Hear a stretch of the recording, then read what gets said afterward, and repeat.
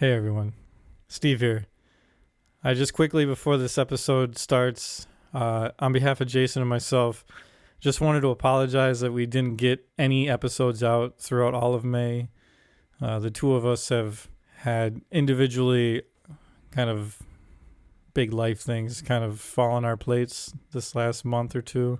So thank you for still being here with us and giving us the time and the space to do what we have to do and take care of what we have to take care of. And we really appreciate you guys listening and being a part of this community that we're trying to build. And going forward, we are going to try to stay more consistent with at least 2 episodes a month. I think that's fair. That seems to be doable for us. So we look forward to many more months and maybe years of solid, beautiful podcasting, of sharing these amazing stories with you. So thank you for being here.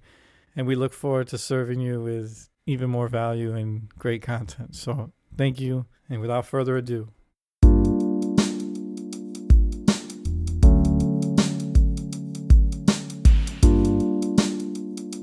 Our modern Western culture places little to no value on the power of our nightly dreams to inspire, shift, and reorganize our lives. This podcast demands a deep reconsideration of the role dreams play on our path to a more vital and meaningful life. The following is living proof of the life-affirming power of dreams to affect a change and redirect the trajectory of our inner and outer lives. These are the dreams that shape us.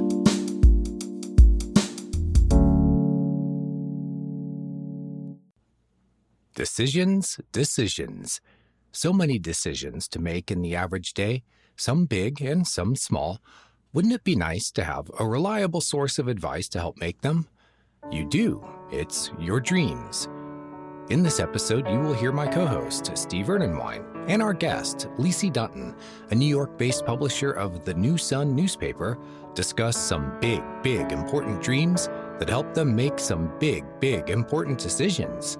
Spoiler alert, we have a few Jesus dreams coming up that are mind-blowing.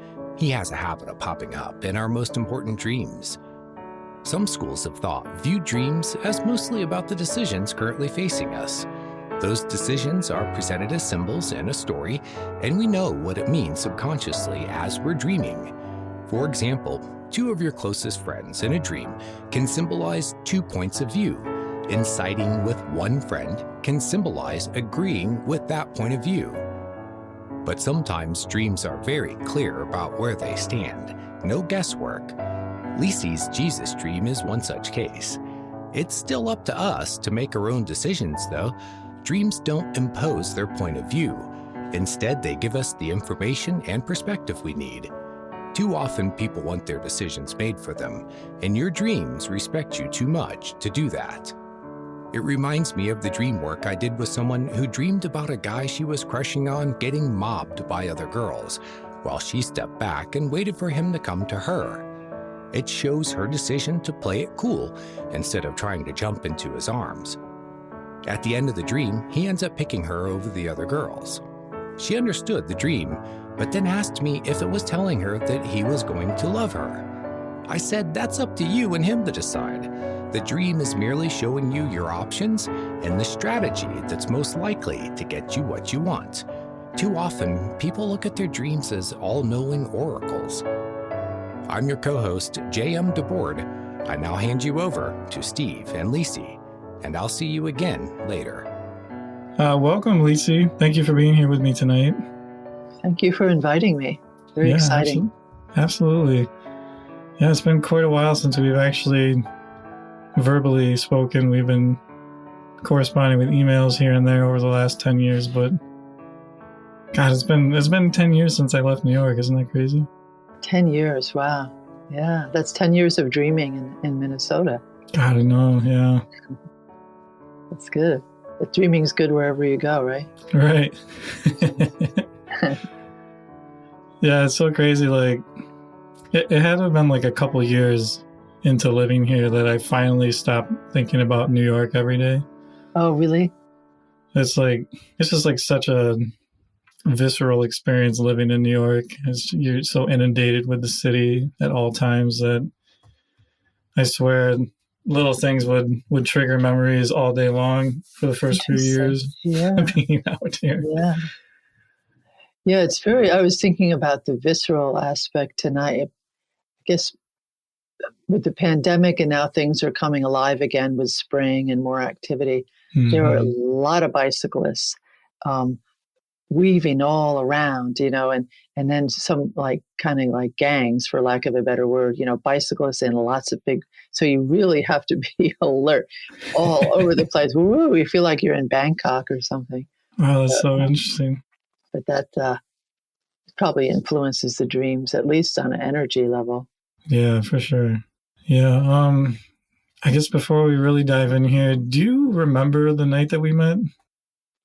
I do. It was something related to lucid dreaming, right? There was a talk or some event or meeting that related to lucid dreaming. And my friend Marion, who's such a dear, she said, "Oh, you two should meet each other. You both like lucid dreaming." Or maybe the event wasn't even about lucid dreaming, but she somehow knew that we both liked it or both were involved with it. Is that how you remember, or am I remembering this a little bit correctly? I want to say so. I've been racking my brain trying to remember because I have just a patchy memory of that initial meeting that I was kind of I had to go back in emails and try to piece it together. And I'm I almost feel like it was there was a spiritual festival going on around that time. And I think it was Sri Chinmoy or Chinmoy. That's right. And I think I'm guessing that it was a talk on dreaming or lucid dreaming or something of that order. Yes, and then she said, "Oh, you must meet Steve, and you two should meet each other." And then there was a table, things, books, and different things to buy. And I remember Marion getting me some book insisting on getting me a book about a lucid. So she insisted on the book and insisted that we meet. So I'm very glad that she did. Yeah, that's awesome. So that was over 10 years ago. Yeah. Yeah, that's crazy.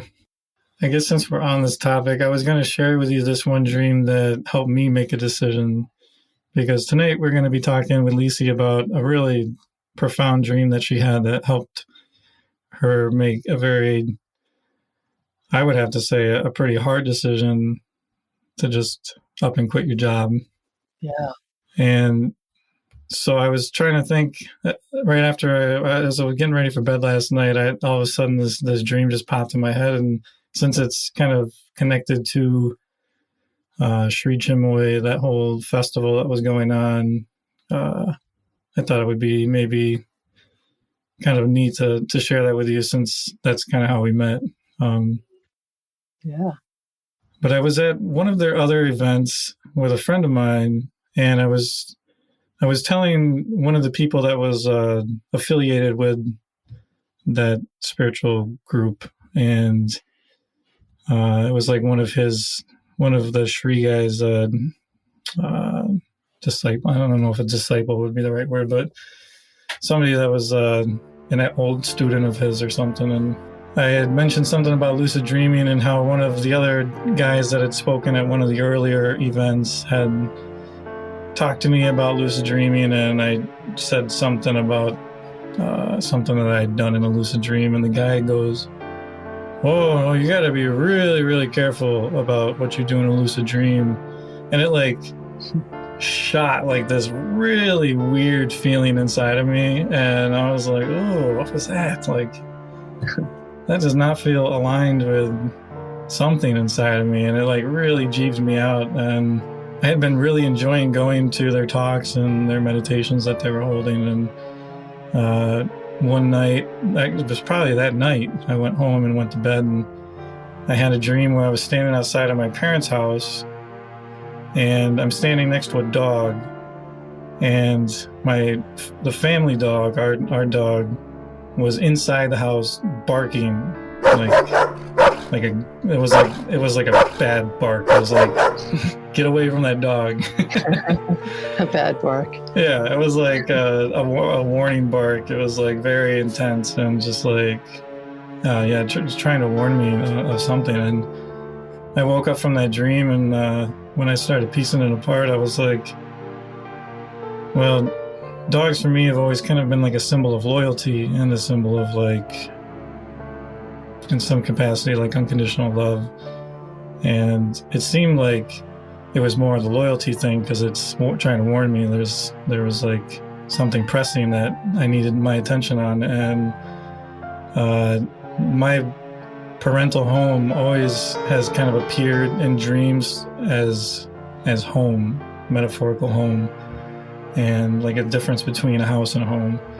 And so it's always held like this space within me of like being like almost like the home of my soul, or like this like metaphorical representation of that within me. And to have the dog barking on the inside of that home felt like my intuition, like that feeling that I had that night was like, no, there's something weird going on here, like you gotta get out of here. Interesting. And it was like I was standing by this other dog, like I was having more loyalty to that dog because I was enjoying going there, and was kind of almost going against my intuition by deciding to keep going. And so it was like a really powerful dream. And I remember like as I pieced that apart, I was like, oh yeah, I guess I got to stop going there.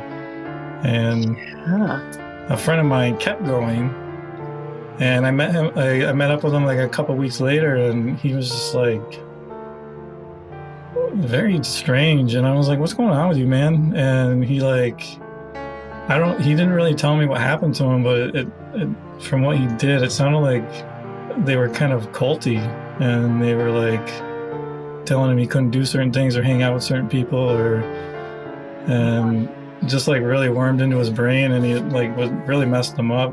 And so I was like, man, I must have totally dodged a bullet there. Yeah.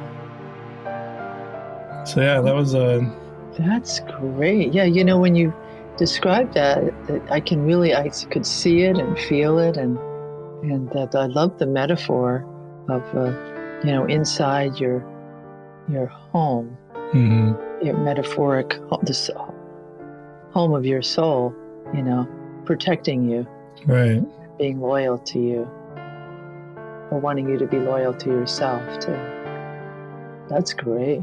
Yeah, it was a wonderful dream, one that I was like, oh, thank you, especially after I met my friend and realized that like there was like a real potential sense of danger. Yeah. I mean, I didn't delve too much into that group. I mostly just liked the music. And then when Marion said, oh, there's something on lucid dreaming, then I went to that. But yeah, I know what you mean. It's a sense of like, I wonder, yeah, there was a little, again, I don't know too much about it, but I got that sense of like, this far and no further, as they say. Yeah, like there was one meditation I went to, and all the women had to sit on one side of the room and all the men had to sit on the other, and they made some like comment that, oh, it's like a battery, and you have to have the feminine energy on one side and the masculine on the other, and that's how you create like a spiritual force in the room. And I mean, a couple of people were kind of looking at each other like, this sounds a little wonky, like yeah. Exactly. Okay, guys. But that's an awesome dream. Wow. Yeah. You have a good soul. Well, thank you. You too. Yeah. All right. Well, so enough about me. So to begin to kind of paint the picture of where you are in your life, will you give us an idea of what year it was, and maybe like the season or time of the year it was that you had the dream? Wow, the season, that's interesting. Well, it was 1998, and I remember my father passed on in like March of that year, so it wasn't too much longer after that. So I was, of course, I was profoundly affected by it, right? And so thinking of consciously or subconsciously or whatever, thinking about my new directions, he went in a new direction, and I guess I was wondering what my directions would be next. Maybe a sense of unease about everything. And so I was working at the Wall Street Journal in the graphics department, and it was a fun job, good people, creative, interesting. And it came time for me to talk with bosses, and I asked for a raise. And it wasn't even a very big one. I was paid hourly. I just added a little bit to the hourly wage. And they said no. And so I was kind of surprised, right? And felt kind of huffy and not too happy. And I don't remember the exact wording, but the basic idea was, we'd love to have you stay, but we're not going to give you a raise. But if you want to leave, we understand that too. And I kind of wanted to, really devote myself to this newspaper that I had started, print and web newspaper. But, I also, job at the Wall Street Journal was kind of nice, right? And so, and then they wanted to know by morning what my decision was. I'm like, well, but, by the next day, gosh, wow, holy cow. So, of course, I asked, for a dream, please guide me. What should I do? Should I stay or should I go? And then it was quite a dramatic, simple, short dream, which was I saw Jesus in front of me, not like right in front of me, but, down the road a little, pretty close. And he had his arms outstretched upward, and fire was coming out of them. And he telepathically said, on to bigger opportunities. And then I woke up and thought, whoa, I think I have my answer. I think that was pretty clear. And so I told them I was going to go.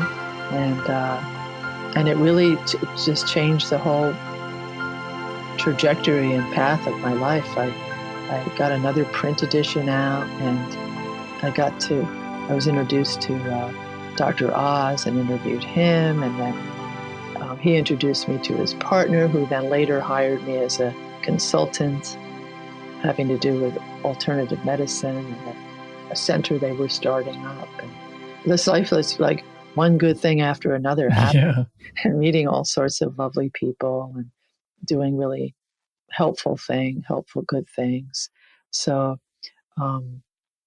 everything changed after that. So just by doing that print edition and keeping going forward on my dreams, I just had so many adventures and good things happen.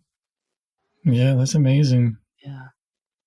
So it wasn't like, and suddenly I made gobs of money by doing this. I still had to, get advertisers and then take jobs here and there on the side, But I look back on it, all the fun and good people we helped, good people that, we all helped each other. And I don't regret it one second. Yeah, it's great. Hey, it's JM here. And since we're talking about Jesus dreams, let me tell you about mine. It's one of the most powerful dreams I've ever had. It starts off with me in a field, and I look out, and there's grass and hills and thousands of people. And all of a sudden, this wave goes through all the people, and they bow down on one knee. And I look over to my left, and it's the man himself. It's Jesus. And he's exuding this presence.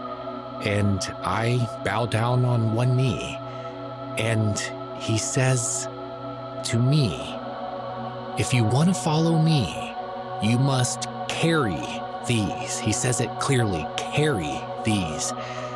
and I feel someone holding on to my right shoulder. And I look over, and there's this old man, and he's supporting himself on my shoulder, and he has this look on his face like, sorry to bother you, dude, but I need some help here. Is it okay? And I decide, yes, absolutely. I've got a strong shoulder. You can, hold yourself up there. Is there anything else I can do for you? This dream, it's just a little segment, a quick scene, had a deep impact on me. It occurred during a time of my life when I was rethinking the Jesus narrative. After having grown up Christian, I went through a phase of questioning everything, and there was a book that was the catalyst for it. It was The Last Temptation of Christ by Nico's cousin Zacchaeus. He also wrote Zorba the Greek, and the book was made into a movie. And after seeing that movie, reading the book especially, I started thinking about Jesus in a different way. And that dream took what had been years of questioning all of these various aspects of Christian doctrine, and it really simplified it. Carry these. Help when you can. Lend your shoulder to someone who needs it. You don't have to go out looking for it either. I wasn't looking for the man. He found me. And I've found since then, that was over 20 years ago, that just by being open to being helpful, those people who need that help, they come and they find me. So that's my Jesus dream. Before we get too far away from the dream, what is your relationship to Jesus? Are you like a, what'd you say? Yeah, no, I'm laughing because I don't know why I did. It's interesting because it's not like I'm not religious. I'm not any one religion. Sometimes people, if they ask my religion, I just say love is my religion, or doing good is my religion, or something. Being Nice. loving. Jesus is great. I have a picture of him on my altar. I also have just all sorts of, spirit guides, angels, this one, that one, Buddha, you name it. They're all one big happy family and of helpful guidance. Nice. So, Yeah. So Jesus is one and a great one, but it's not like I'm this devout Christian and Jesus, Right. that kind of thing. Yeah, that's really, really cool. Yeah, so it made it extra interesting, that he would show up out of the blue. It's like, okay, great. Yeah, it's very interesting that the dream went all in with Jesus. Yeah, yeah. It was I was surprised. I imagine like receiving a dream where Jesus gives you guidance like that. That's definitely guidance that someone would heed. Yes, absolutely, absolutely. For sure. Well, it just brought to mind one time a few years ago. I went to a medical, I think it was called a medical intuitive type class. I was fascinated by that. But then the teacher had us break up into either two people. I guess it was two people at a time. And this one woman said to the teacher privately, kind of, I'm not sure I want to team up with Lese because I can see Jesus around her and I'm Jewish. I'm like, oh, okay, sorry. I had no idea. I didn't mean to offend you. So I was unaware, but she apparently had sight, and could see. It's like, interesting. Yeah, I'm flattered, but I didn't mean to offend her. Yeah. Meanwhile, I'm clueless. I had no idea. Oh, that's funny. Wow. Yeah. So yeah, he must be in your bubble. That's very interesting. My bubble. That's a nice term. Yeah. Who's in your bubble? I kind of feel the same way as you. Like all the great spiritual masters are one big happy family for me as well. I was brought up Roman Catholic, so Jesus does feel pretty close to me.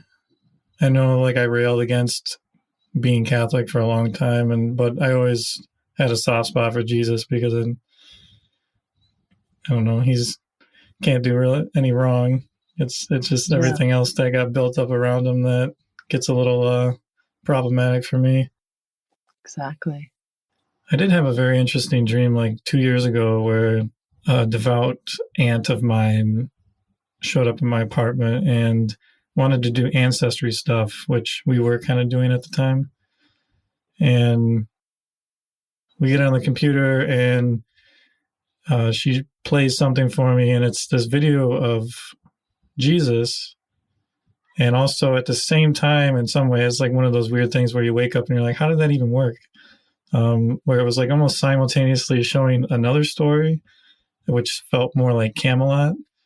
There was a lot of like knights and that whole romantic kind of feel to that time period. And both scenes were very steeped in like death and rebirth kind of themes.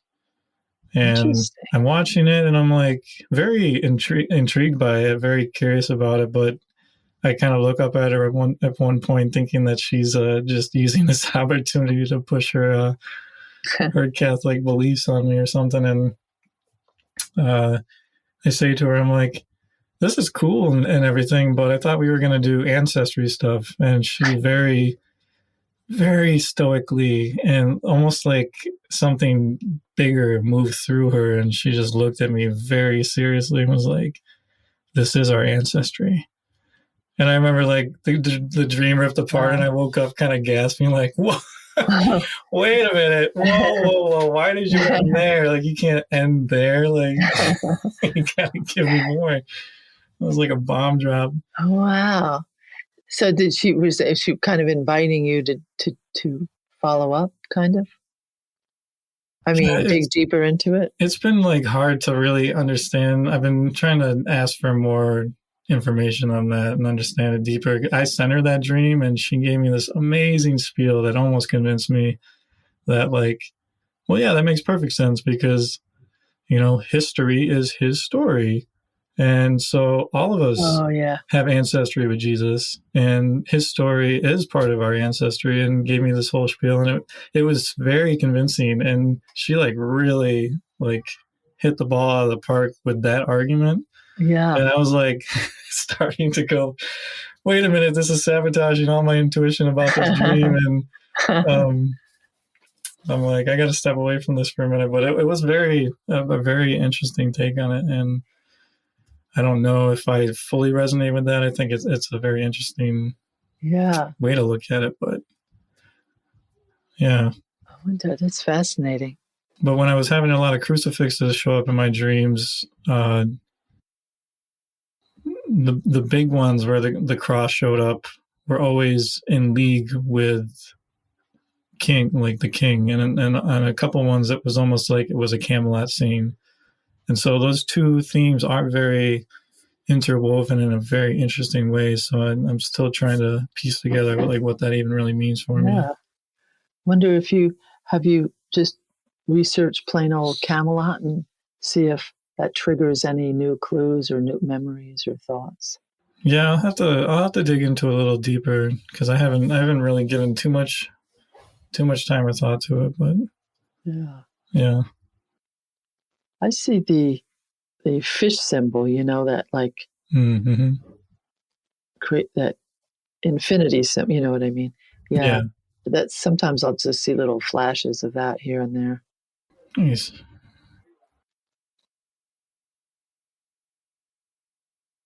Do you have any deeper idea of why it had to be Jesus, or just to get your attention and to make you maybe feel more comfortable with making that hard choice, or why do you think? Yeah, good question.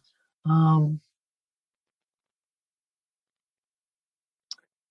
don't know. I mean, I love studying and praying to and listening to all the different masters and holy ones. So many of them. Maybe he he just decided to elbow in and be the one to come in. You know what I mean? I mean, I've had dreams of, like, prior to that, of Saint Teresa of Lisieux, you know, hugging me and different fun things. But maybe, yeah, I think you have a point there, yeah, because you can't, it's so dramatic, you can't argue, you can't, like, say, well, you can't second guess it, basically. Right, yeah. Yeah. Yeah, I had a dream once of, and it wasn't in, hadn't asked any question. I was just fascinated by Saint Teresa. And I dreamt that I was on the computer, and then I looked at the computer and I could see myself at the computer, and I could see her in back of me. You know what I mean? Like, Yeah. see her and then see her and then see her. And then she hugged me from behind. And it was such an amazing feeling. Like, it was as if I had just burst through to heaven. And it was so joyful. I couldn't take it. I had to wake up. It was just like so blissful. Wow. Yeah. I was like, wow, my God. She put a power in me that was just, can't even describe how blissful it was. Oof. Yeah, that was great. Yeah, I could almost feel that the way you just told that. I was like, ooh, gave me chills almost. Yeah. Yeah. You know, I remember one of the spiritual teachers at the time, I was telling him about these different things that were happening, and he said, yeah, the masters, sometimes they pass you around. So it's funny, right? So there'll be Jesus for a while, then Saint Teresa, then this one, then that one. Well, They that's come very teach you and help and bless you in various ways. Wow, that's so cool. Yeah. So we don't know who will be passed around to next. Yeah. That's good. And I think it's very interesting because you said his palms, there was fire coming out of his palms. Yeah, like a lot, you know, like he was holding his arms, like really coming out of I think it was coming out of his arms altogether, if I remember. Oh, wow. It was quite the flame, you know what I mean? Mm-hmm. Quite, yeah. Yeah, very dramatic. So do you have any thoughts on that? Is that like, I mean, he tells you on to bigger opportunities. Is that like creative fire? Is that that's a lovely question. Yeah, I hadn't thought about it really. Because I guess it took a lot of, like, inner fire, kind of, you know, chutzpah in a way. Just like, all right, I'm just gonna put out another print edition. I don't care. Just pound the pavement, get ads. That's it. Chop chop. That took some fire. For sure. Yeah, I mean, you're living in New York to just up and quit your job. Yeah, that's a kind of a doozy. That's a total doozy. So I don't know if I'm brave or really insane or stupid or something. But, you know, Jesus advised it, so that's my excuse. I had to follow his instructions. Yeah, absolutely. Yeah, a few years ago, I went through a really hard time period where I up and quit a job that I was at, and that was hard enough. I can't imagine. I was actually, when I was preparing for this interview, I was thinking about that, and I was like, God, had that whole progression, like that whole time period happen while I was still in New York, I don't know. I think my soul would have had to find a different way to do that, because that would not have worked very well for me in New York. Yeah. Yeah. It seems like Minnesota must be, to me, it's like a nice place for dreaming, nice and quiet, open sky, sort of peaceful and not much noise. I would say that my dreams have definitely worked me out here. They've definitely been pretty powerful, and there is like a lot of nature and a lot of lakes, and Minneapolis itself is a relatively smaller city, so it's not super crazy. I mean, everything with, like, last year with George Floyd and all of that has made the city a little bit unstable, and its energy is pretty pretty ungrounded at the moment for the most part, but yeah, overall it's a very nice place to live for sure. That's great. Yeah, I mean, my apartment happens. I'm really blessed with quiet. Very. It's at the end of a dead end street. Very quiet. But then to go out, the minute you go out, it's whoops. You gotta brace yourself. What borough are you in? I'm in Manhattan. Okay. So Upper West Side. Upper West Side. Okay. It's pretty nice. Yeah, I miss that city so bad. I can't even tell you. You should come back to visit. I want to so bad. Yeah. I can't believe that in the last 10 years I haven't been back there once. Oh, you'd love it. It's a beautiful springtime we're having, and with the pandemic finally winding down a bit, it's just there's so much joy in the air and so much love in the air, Yeah. Well, very cool. Do you mind speaking more to your meeting with Dr. Oz? Yeah, that was so I left Wall Street Journal. I put out another print edition. I'm trying to remember how it went. So then I interviewed Judy Collins, and that went really well. And then she was at a book awards ceremony, and another author, Erica Jong, was getting an award. So anyway, I got invited to this event, and at the event was Dr. Oz. So I said, I have this newspaper, I'd like to interview you. So he gave me his card, and then the following week, went up to his office and interviewed him. Wow. And he had a lot to say. This was before his show. Really? Okay. He had been on the cover of New York Times Magazine, and his Department of Complementary Medicine Services within New York Presbyterian Hospital was starting to get kind of famous because there he was in the middle of a Western medicine hospital and had this increasingly successful integrated medicine center. So it was kind of a pioneering idea. And then other hospitals started to copy what he was doing. Wow. So he had a lot of innovative ideas that were really helping people holistically. And he was being listened to because he was also a successful heart surgeon. It was good. So, wow, yeah, I guess I don't really know that much about him. That's very interesting. Yeah. He said, you have to meet my co-founder of the department. That was Jerry Whitworth, who then later hired me to help him. Well, he said he was going to start a center in Midtown, just like they were doing at the hospital, but for when you get out of the hospital, or you just come to it in any case. So I said, if you ever need any help, let me know. And, researching or any kind of help that you might need, writing, editing. So anyway, he hired me, and I had a great time helping him and others get that Midtown Center going. Wow. Yeah. Did you have any other dreams once you made that leap that were significant for you to stay the course and find your way?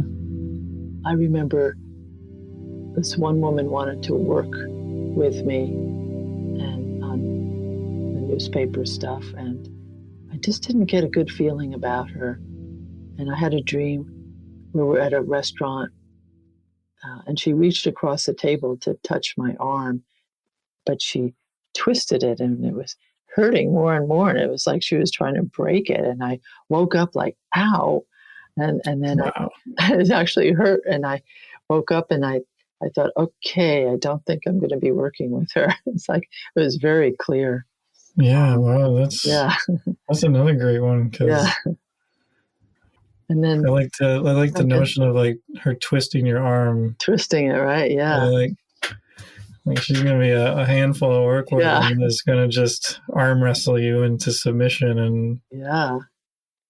So it kind of went from twisting to actually feel like she was like breaking, and I'm like, ow, what are you doing? Fortunately, I woke myself up. That's the thing. I haven't ever been able to be in the midst of a dream and then become lucid and hey, I'm dreaming, and then try to redirect it. I just, if it gets really bad, I just go, okay, no, this is just too much. I'm going to wake up now. I've had it with this one. Get me out of here. That's funny. So one time, it wasn't really guiding me, but I found it fascinating. One of the people who helped invest in the newspaper long ago, I dreamt that he picked me up in a car. We're driving along. We're talking about how did you sleep? Did you get enough rest? And then he takes me to this big mansion type house, and we walk in, and when you first walk in, it looks like from the Beverly Hillbillies type mansion, big with chandelier and spiral staircase type of thing. And then years later, that exact thing happened. He picked me up in a car. We talked about sleep and how was your sleep. We go to his big mansion, and it looks just like, chandelier, spiral steps. Wow. And I go, my God, I dreamt this before. And it was amazing. And then I reflect on it. I think, it's delightful and awesome. I think, I wish I could, other than saying, hey, what do you know? I dreamt this already. It'd be fun to put that to better, even better use, like to be helpful with it, like help myself, help others, besides the lottery, but some other way to dream something beforehand in a way that can be super helpful to somebody. Right. But I got a kick out of it anyway. Yeah, it's really interesting when I don't know if I've ever had a dream do that, but I've heard stories of that, and sometimes it is very prophetic in the way of like trying to warn you of something, and other times like this where it's just kind of, I don't know if mundane is the right word for it, but it's not like it. Yeah. I mean, I guess I don't know the full story, but it wasn't like it was trying to warn you of anything or anything too special outside of just having you recognize that these experiences are possible. Yeah. Well, also, I was thinking too, like just showing, I felt because our lives have intertwined so much, and he's been helpful to me. I've been helpful to him, I hope. So it feels very karmic and destined in a way. Mm-hmm. So maybe that was, a gift to dream it beforehand. Do you have any idea at this point, like how far between having the dream and having that experience happen was? I know that was probably a little while ago. Like 5 or 6 years. I think I'd have to look it up, but let's say approximately somewhere between 3 and 5 years beforehand, and then it happened later. Wow, that's very cool. Yeah, I know. And the two of you had worked together that whole time? Oh, we had worked previous, and then he sort of came back into my life and hired me for other things too. Yeah, helping with some writing about family members and obituaries and different things. Very interesting, because I guess in some ways it almost feels like maybe it was just like affirming that the two of you were like meant to work with each other in some capacity. Yeah, I think you're right. Where like having that experience in waking life a few years later, it just, to me, I feel like that would be affirming to me that we were right to have been working with each other all along, that there's something that ties us together. And there's something that ties us together. Yeah, exactly. And this was also when he picked me up in the car, and all that was to help with his mother had just died. And so I was helping with eulogy and obituary and stuff like that. So it was very much having to do with the other side too, Interesting. Destiny at work. Yeah, that's very cool. Hey, it's JM here. Steve and Lese here have just hit on a huge subject that people often ask me about, which is how can dreams be used to help us to make the right decisions and tap into that power that they have to seemingly see ahead into the future and know what's right for us. Well, I like to say that dreams show and you decide. The dream is not going to impose anything on you. It's not going to make your decisions for you. I get that a lot from people who think that their dreams are some kind of oracle, and they want someone else to make their decisions for them. Dreams aren't going to do that. They're going to give you the information that you need to make your own decisions. Like when Lese had that dream about the girl twisting her arm, and she knew in her gut, yeah, this person isn't going to be a good one for me to work with. The dream gives her the information that she needs. She could have hired the person and then found out that the dream was right, that it wasn't the right person. Dreams don't impose on us. They want us to be able to live our lessons. And sometimes making the wrong decision, it's valuable because there's a lesson in it. And sometimes we have to live our mistakes in order to not repeat them. So your dreams are not going to stop you from making that mistake. They're going to help you to assimilate the information and learn the lesson from it so that you can do better in the future. Also, what is the source of this perspective and information that dreams give?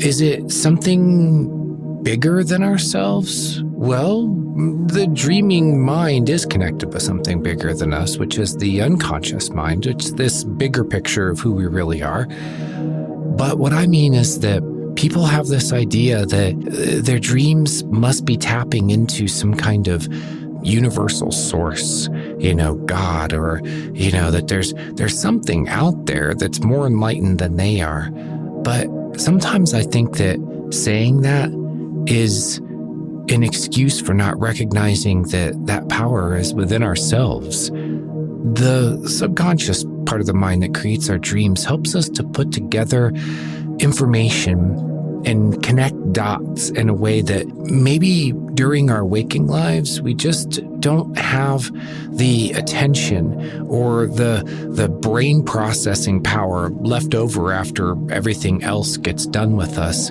to be able to put together the dots that we've picked up on it, but we just didn't put it all together. So while we're asleep, our brain is able to kind of get out of its usual patterns of thinking, the linear way of thinking, and the senses are shut down. So there's more brain processing power that's made available so that we can focus on these other things.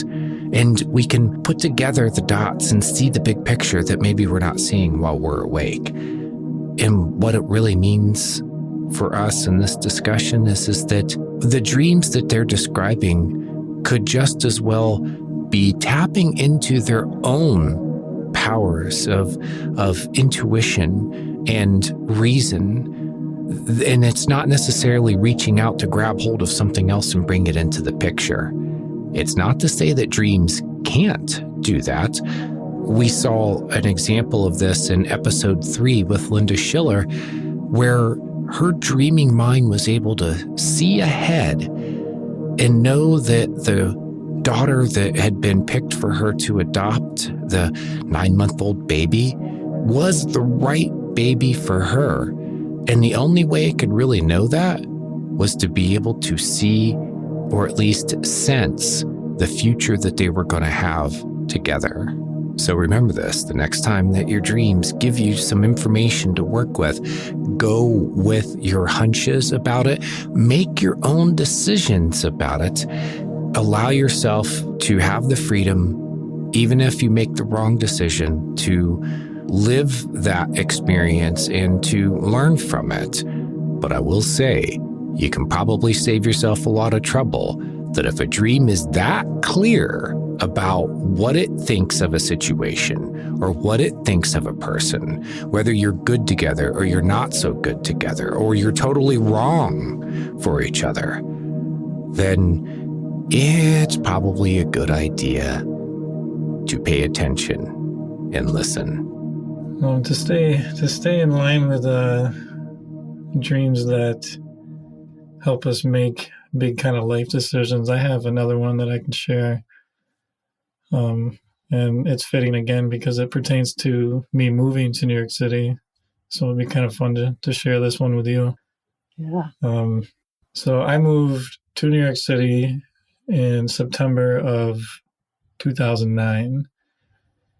And just 2 months before that is when Erica and I met. And she lived out here in Minneapolis, and I was in upstate New York where my folks were from. And I had just graduated college about 6 months before that. And I had somebody I went to school with that was going to be graduating that summer had told me earlier in the year, he's like, hey, man, I plan on buying a one-way ticket to New York, and I'm just going to go. And if you want to come with me, you should come with me. And because I had plans on moving to New York City after I got out of college. I stayed home for that 6 or 7 months and saved up a bunch of money, and was hoping that I would go down there. But I don't think if he didn't pop back into the picture and go, hey, man, come with me, I don't know if I would have been brave enough to just go there all by myself. And so like it was getting close to the summer and I hadn't really heard from him at all. And I was getting really restless in the town that my folks are from, and there wasn't really any job opportunities for me. And there was a few recording studios up in that area because I went to school for music recording. And so I had no real job opportunities that were like anything exciting up that way. And so I was like, well, I got to get out of here. I got to go somewhere. I can't get stuck here. And luckily, he all of a sudden popped back on the radar and was like, this is the date I'm going to be flying in. And I'm like, oh, thank you, God, that you showed back up, because, man, I would have never done this on my own. But then July hits and I had music up online, and it was on MySpace. I don't know if you remember MySpace. I do, yeah. Yeah, so I had a bunch of music posted on there, and my hip-hop name at the time was Aquarius, and Erica is an Aquarius, as am I, and she was just on MySpace Googling musicians and said she searched for the Age of Aquarius song and by Fifth Dimension. And I had a hip hop song on my page called The Age of Aquarius that sampled that song for a hip hop beat. And so she found my page and she just sent me a quick little message and was like, hey, really dig your Aqua vibes, or something goofy like that, with little smiley faces. And I clicked on her page, and it was just like so cool. Like you could tell like she was just an incredibly like hardcore music fan, and she had all these little, I guess they would be considered memes, little postage things on there about music and spirituality, and it just seemed like the two of them were like very intertwined for her, and that was like so much where I was at. And I was just like, who is this chick? Like, and so we just started talking through email for a couple months there right before I moved to New York, and I was starting to feel myself fall in love, and I'm like, oh God, what am I supposed to do? Like I just meet this amazing chick, and I keep calling her chick, that's weird. This amazing woman, and now I'm also about to just move to New York City. Like what's going to happen with this relationship? And you know, should I be hanging out here for a little bit longer to see what happens with us, and we figure out how we're going to work this thing? And I'm like, I might be getting ahead of myself here a little bit. Like, and so I got real firm with my dreams one night, and I was like, I really need to know the course that I'm supposed to take right now. Do I go to New York? Do I try to see what's going to happen with this relationship that's budding in a really beautiful way? I'm like, I don't know what to do. And so I had this dream that I was on the subway and I'm getting off the train and it empties me out into this very grand building. And it was almost like the subway entrance to this building. So it was like this giant staircase in front of you, but the building kind of opened up within the subway terminal and you could see the expansiveness and everything felt so like inviting, and it just like felt like it was calling me to it.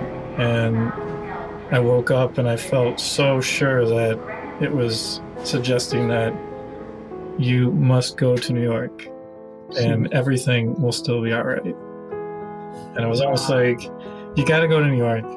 You don't know if this relationship's going to go anywhere. And this is like, I've had such a calling to live in New York my whole life that this was like my opportunity to do it. Yeah.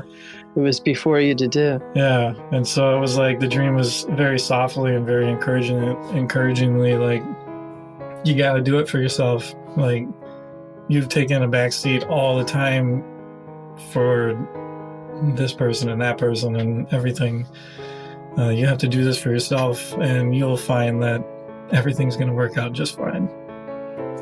And I woke up so like happy about that, because in one sense it was like, yeah, all right, yeah, I have to do this for myself, A, and B, if it's meant to be, it's going to be meant to be. We're going to work it out. We're going to figure it out.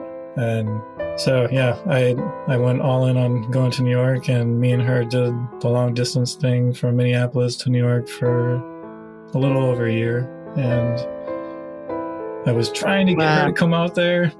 And I was like, I just got here and I'm just loving it. It's so exciting to be here. And every time she would come to visit, which was, I think she visited 3 or 4 times that year. And it was just so amazing to be in love in New York. It was just like such a romantic city when you're just bopping around town with someone that you're in love with, and so many things to do and so much cool food to eat and so many cool places to go. And God, it was just amazing. And it just felt like I was in a movie.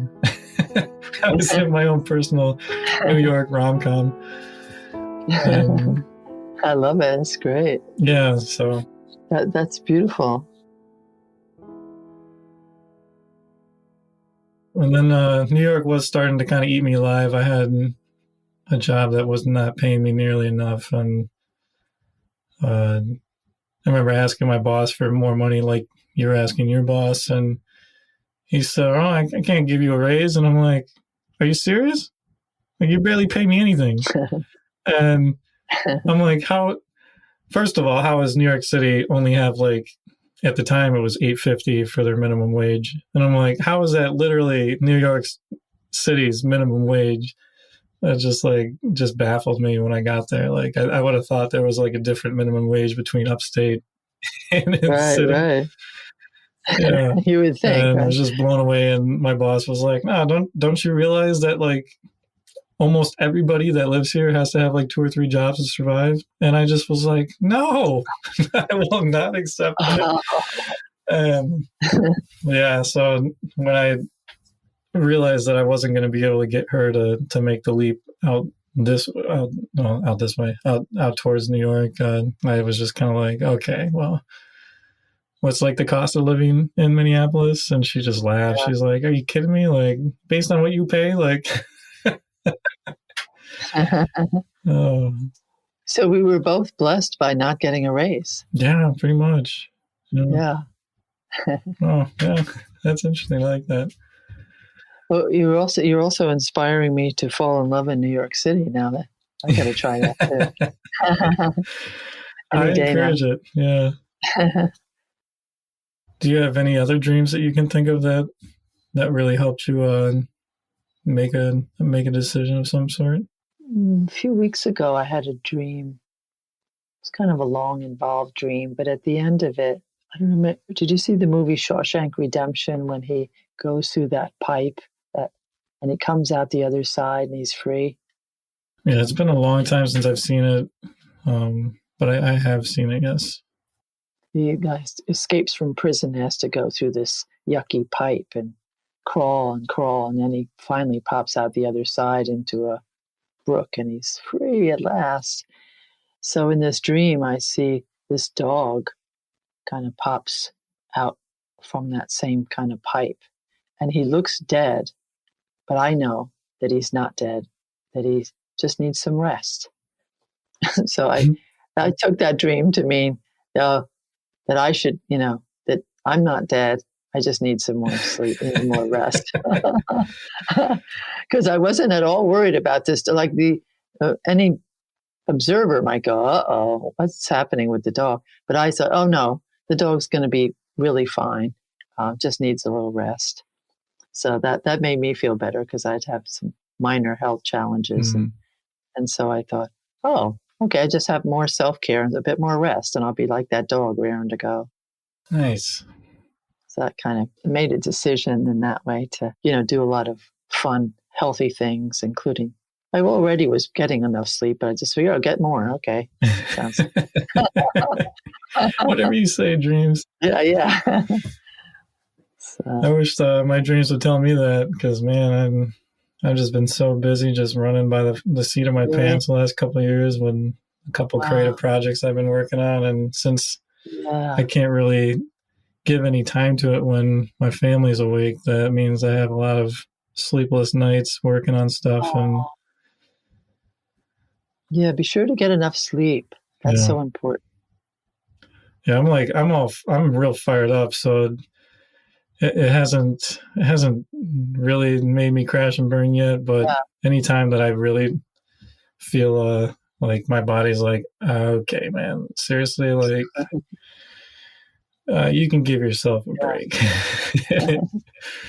Also, I do, each body and each person is different. I mean, for me, I tend to need, at least 8. 6 or 7's okay too. But I read about people like Jay Leno, what's her name, Martha Stewart, and different people throughout history. They 4 hours or something. I would just be a zombie with 4 hours. But some people really thrive on it, evidently. Yeah, I do okay with it, but it's not ideal. I can go either way. I can go on little sleep and be fine for a little bit, or I can just sleep all day if I really wanted. Yeah. Some people are like, no, I got to be up at 6 o'clock, and no matter how much sleep I get, I'm up at 6 o'clock, and I'm like, no, I could easily sleep all afternoon if that's what it meant. Yeah, and catch a few Z's if you need to. Yeah. Before I forget this thought real quick, it's interesting that it's a dog, and it kind of like it made me think back to the dream I shared initially. Oh, yeah. Like, especially since you're kind of associating yourself with the dog, it's kind of like in the same sense, like having loyalty towards yourself and taking care of yourself and recognizing your needs and doing what you got to do to take care of yourself. Yeah, it remind me too. I had a dream. I forget how long ago, a year ago maybe, where my father's father, he only comes in once in a great while, and he came to me and we were chatting, and he just gave me the message that I was like, what did he say? Energy dog. And so I thought, energy dog, in the morning I'm like, energy dog. So I've come to realize through different things that have happened that, like, I have like a kind of the energy of a dog, you know what I mean? Like, and it's so weird, because around my neighborhood there's a lot of dogs, and it's uncanny. Actually, kind of since that dream, dogs come like running up to me. They stop in their tracks and they turn around, and their owners are going, "What is going on?"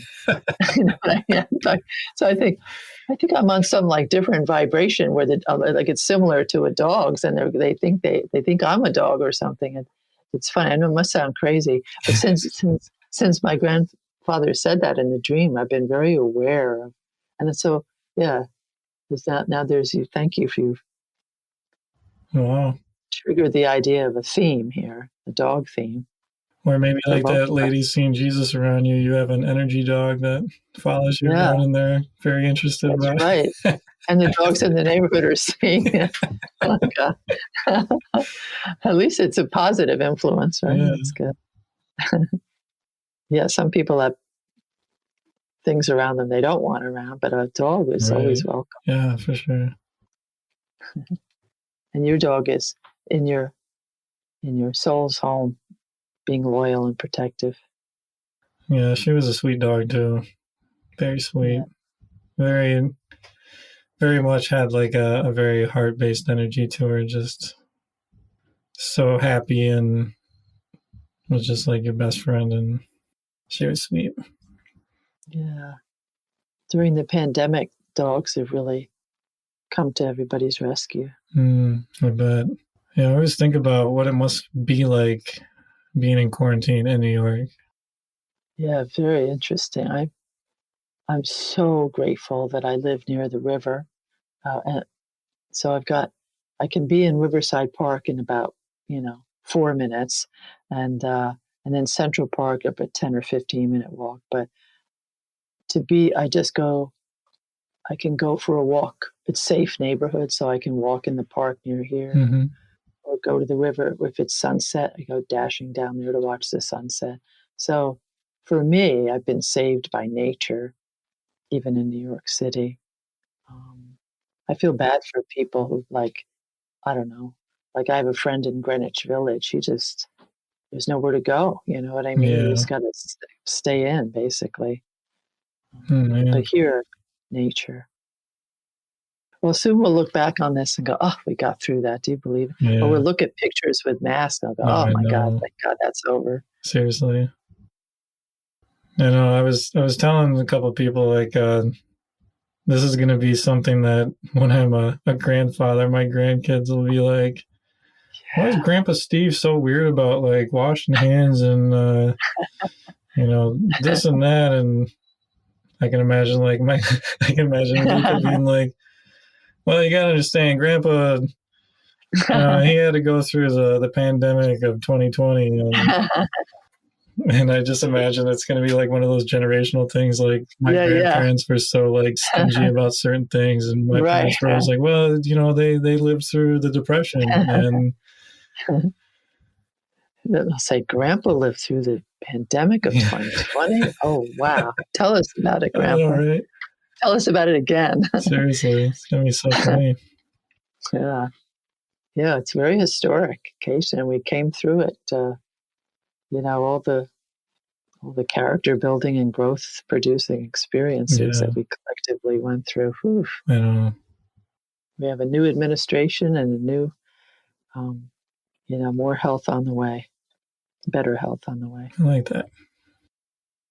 I guess do you have any final thoughts or final comments to make on the significance or your appreciation of your dreams coming to your aid like that with the dream of Jesus, or any like final comments on like looking back? It's been over 20 years since you had it, and you can see how your life has gone since that dream and the opportunities that have been presented to you over the course of that time. And can you offer us a little bit of what this dream Yeah, meant that's for that's you? a great question. Well, just being on your show and talking about it and thinking about it, it's really giving me a surge of deep gratitude, and um, it's inspiring further reflection. I mean, now I really want to look at the big picture of just how pivotal that dream was and all that's happened since then, all the dreams and all the life that's happened. Um, and it makes me look forward to what's ahead too. For So sure. much has happened since then, and now a new chapter. But yeah, just talk. It's great to talk about it with someone who understands and asks great questions and gets me thinking about that saying, not why did this happen to me, why did it happen for me. So why did this Mm, happen for me, um, and had not I didn't go through it. How did you, instead of how do you go through it, how do you grow through it? Those kind of things. So Yeah. what growth happened, and why did it happen for me? Or just being grateful that it did happen. Yeah, because if you hadn't had that dream, how do you think you would have approached that situation? Do you think you would have had the gumption to leave there? Or? Good question. Like if I just had no dream that night, so, I just didn't. Yeah, wow. Good question. I was leaning towards leaving. I wish I could go back in time to sort of remember because on the one hand, it was, it was fun job. It was easy, just working with art, with music on and nice people. But it wasn't where I wanted to grow in life, Mm-hmm. Disappointing, you might say, that they couldn't cough up just like $1 more or whatever more I was asking. Yeah, I know. You know what I mean? But yeah, I wish I could answer that question. I may have just left anyway, but who knows, right? Right. If I had no dream, I might have said, well, let me hang in there a little longer or for longer. Or even worse, what if they gave me a promotion and a raise and then I'd be there? My life would be different. Yeah, I mean, it seems like a pretty pivotal dream where, your life could have went one or two ways. Because I imagine for myself, like thinking about it, look at how the dream presented itself. It was very, it was very intense and very intentional. That no, you got other things to do. Yeah. Let's not even humor the fact of staying there any longer. Yeah. Here's Jesus with his flaming arms going, let's soar, dude. Yeah, it's not like I wake up and go, well, let's see. I wonder if I should still stay now. Right. But yeah, I think it's interesting that, we neither of us got the raises we were wanting, and then that turned our lives in good directions. Yeah, for sure. It's like one of those moments where the disappointing thing happens, but ultimately it ends up opening the way for something even greater than what we wanted originally. Yeah, definitely. Like we just wanted just a little bit more money, and that's what we thought we wanted. But life had even better plans in mind. Better plans, exactly. Yeah, you just never know what good thing will happen next. Yeah, I personally think that that's what's so amazing about dreams that help us to make these decisions. In one of our earlier episodes, a woman was adopting a baby, and the agency gave her a picture and was like, this is the baby that was selected for you. And she's like, oh my God, all of a sudden this is like a really hard decision. Like, is this my baby or is there a different baby that's supposed to be my baby? And she had a dream that was very simple and very straightforward, just like yours. And that changes everything because, and I mean, in relation to the two stories here, yours and hers, those are very different paths that emerge from honoring the wisdom of that dream. So it's, for you to have accepted that dream and what it was saying, that no, I guess I'm leaving my job, which is a very hard decision, especially these days. Having financial stability and security is a very easy thing to just sit on and be like, well, this isn't a totally awful job. It doesn't fully fulfill me, but it's paying my bills and that kind of thing. It's easy to just settle, and it's just so comical to me, like how hardcore that dream was, like just didn't hold anything back. It was like, here's Jesus. Nobody doesn't listen to Jesus. It's like, don't hold back, Jesus. Tell me how we really feel. Yeah, exactly. Well, I like what you said too, honoring the wisdom of the dream. That's a beautiful way of saying it. Yeah, because it seems like, I mean, with that show, From Your Dreams, it seems like the deep self was very invested that you take that step. And, you know, that the intelligence behind the dream obviously knows something. And it's being very clear that, you know, this is the path for you. This is where we want you to go. And if you don't do this, then, you know, it might not be life or death for you, but Yeah. you know, the opportunity that will present itself to you by going this step or this route is going to be so much more in alignment with who you are and, you know, where we're trying to take you. And who knows if the same opportunity will be readily available for you if you wait on it. And Right. who knows how long those cycles take to come back around to line everything up for you to get the opportunity that you need to meet this person, to do that thing. And Yeah. you know, we can never know. So who knows, like, had you not honored that request by your dreams to leave your job and to do that new thing and to, you know, try to do your paper and meet Dr. Oz and meet the other guy and, you know, everything else that snowballed, you know, as you started down that path. I mean, do you think that you would have ever really crossed paths with Dr. Oz had you not? Probably not. He just happened to be at this event, all cheerful and friendly and to everybody. And, I'd like to interview. Okay, here's my card, you know. Yeah. Nice, good person altogether. It's really cool. Yeah, so it just seems like, you know, when there are these big kind of defining moments in our lives, the deep self is very invested in the decisions that we're going to make based on this kind of pivot moment or this nexus point that we're at with where our life can go from here.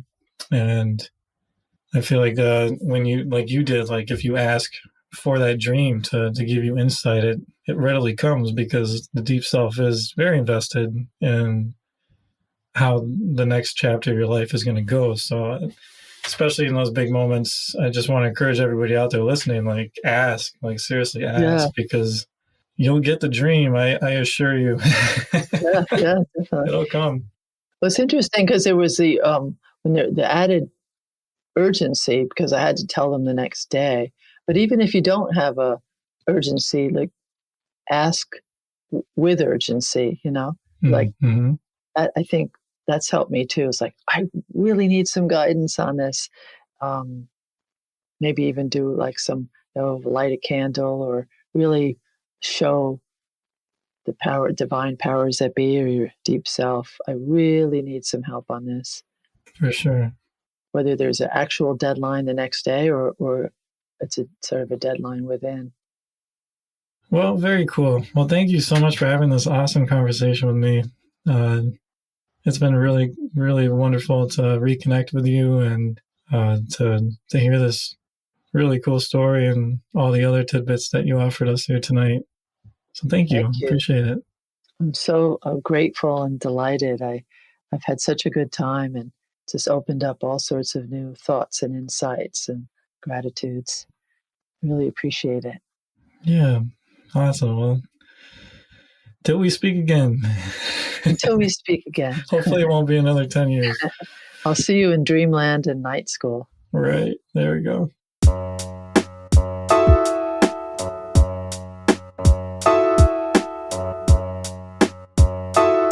Well, here we are, dreamers, at the end of another episode of the Dreams That Shape Us podcast, where we have proven once again that dreams are immensely meaningful, immensely valuable, and that they can help you make the biggest decisions in our lives.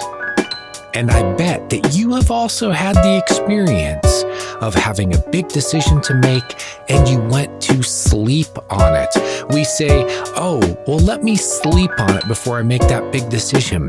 It's allowing the deeper parts of ourselves to speak to those decisions, to give us the information and perspective so that we can make those decisions for ourselves, and sometimes to seemingly see ahead in the future and know what the probabilities are and see how it's all coming together and gelling together right now.